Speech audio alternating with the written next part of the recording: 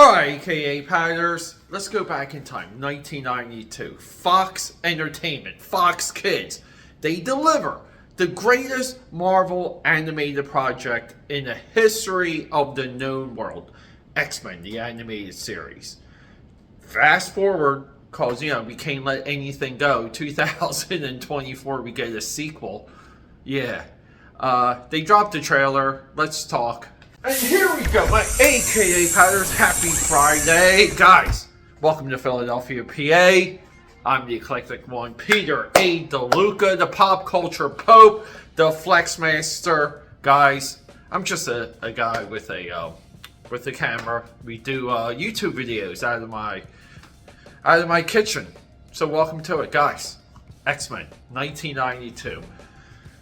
I'm long on record of saying that the X-Men 1992 animated series, 5 seasons, really 4.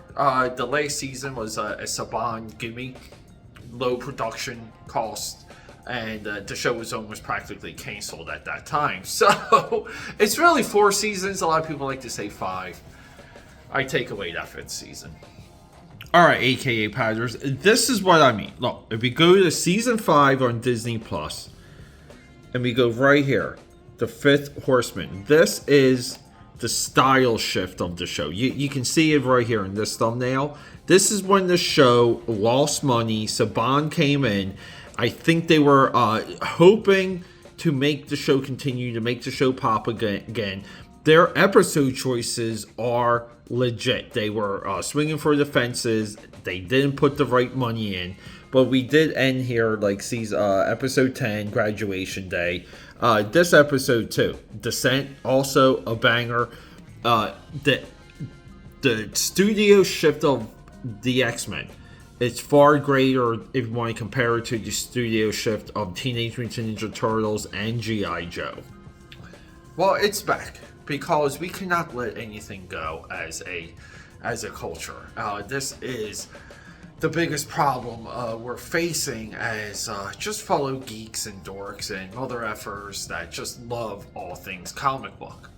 Now, would I much more appreciate a retelling of X-Men the animated series 1997, call it 97. Yeah, I think Disney Plus should just go take those designs, take those characters, do every single X-Men story from X-Men 1 all the way through Onslaught, and remake X-Men the animated series. Because here's the crazy thing. Spider-Man the animated series was far more superior. The storylines were closer, the cameos were more exciting, and we had more invested interest in Peter Parker episode to episode. And believe it or not, it does explain the Spider-Man mythos. A lot of what happened and the things that they boiled down for Spider-Man the animated series, the X-Men animated series contemporary, ended up in the comics. Everything I just said about Spider-Man the animated series never happened with the X-Men. Everything in X-Men the animated series is a chopped up, blender spit out the wrong way version of what we had in the comics. And this doesn't mean things have to be perfect 1-to-1. Like if you're going to make adjustments, make concessions, make them well enough so the audience just willingly goes along with it and accepts the change. When you butcher things, it sticks out, and the X-Men animated series always stuck out. Now, I always appreciated the colors. I loved the blacks. I loved the darks. Very similar to Mighty Max back in the day, if you guys are not familiar with Mighty Max. I love the art direction. I really do. But in no way did I ever say that a lot of these episodes are must-watches or you must see them. I would go through Spider-Man. I can go through that season by season and really give you guys a lot of gems. If you guys want that video, let me know. I can give you some of the Cliff Notes edition of Spider-Man the animated series and give you guys some episodes to jump on to. I believe somewhat this channel is gravitating towards content like that. Anyway, so we have a new trailer. Disney Plus is continuing this series, and if you guys don't know, the final episode, Graduation Day, essentially ends with Xavier dying, but he gets saved at the last moment by the Shi'ar Empire, and he, goes into a rocket ship and shoots off from space. And before all of that happens, before Cassandra from the Shi'ar Empire saves him, he gives all the X-Men a final goodbye before he actually dies. He says one thing to them each before he passes. It's very sentimental, might be the most sentimental moment in the entire series. And then here we go, because he addresses a Jubilee in that moment. I'm talking over it right now as it's playing because we can, it's better not to use audio, and I'm recording this just off of my laptop because, again, I don't want to use a clip. This is my clip. But no, he tells Jubilee that she is the future and she is hope. And at the time, the Jubilee character was very much that. Jubilee, unlike Kitty Pryde, was the heart and soul of this entire series of the X-Men. The dark part of that was the character Morph. Alright, and just to interrupt myself again, in this episode, I wish I remembered this. When he talks to Morph, he tells Morph that he faces fears and he's finally an X-Men. So Morph's whole arc is this. Season 1, Night of the Sentinels Part 1. And then we go to Season 5, all the way at the end. Morph literally bookends the freaking show. This is Morph's show. Morph is the only character in this entire series that has a true arc, and you actually feel sorry for him. Like what they're later doing with Morph in X-Men 97 is it's a bastardization. Did I say that right?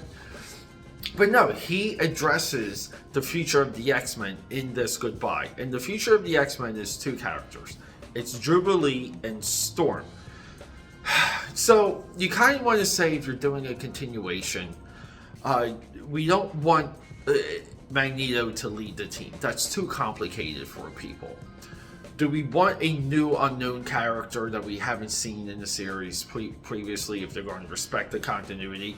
And based on everything we've seen with Morph, there is no respect for continuity at all, because Morph would never be carefree at this point. Morph has been completely tortured by Professor Xavier and Mr. Sinister, and for Xavier's argument is the mission itself, which was the first episode of X-Men the Animated Series.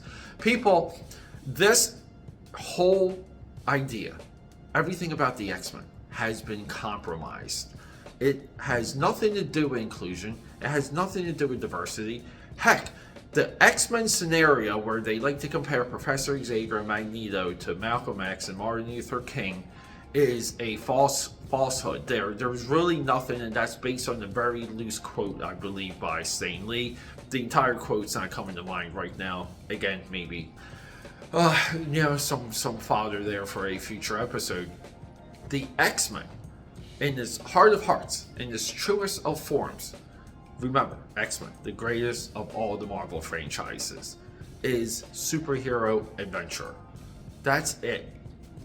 Put some science fiction in there once in a while, do some horror, make things a little, uppity, lighthearted from time to time. But the X-Men is a adventure cast. They're adventure superheroes. They're not here to teach us any lessons, to include anyone, or to show us anything. Because in a full effect, even though the X-Men themselves are fighting for, they're fighting for the humans, they're fighting for us, they themselves know that they're not human. It's a hubris act. It's a hubris move, and it has nothing to do with them being allegorical. They always were, always will be, their greatest stories, their greatest issues, heck, even their greatest movies have adventure all over it. So with all of that said, I'm cutting my rant short. Have a wonderful weekend, guys. I'll be on the lookout. We got more and more and more coming. Show this video to a friend. The last few block of videos, the last week's worth of videos, somewhat stalled. Not exactly sure what happened. I was getting views from a lot of different sources with the beginning of the year. Could be that I'm dropping at midnight only because I'm busy.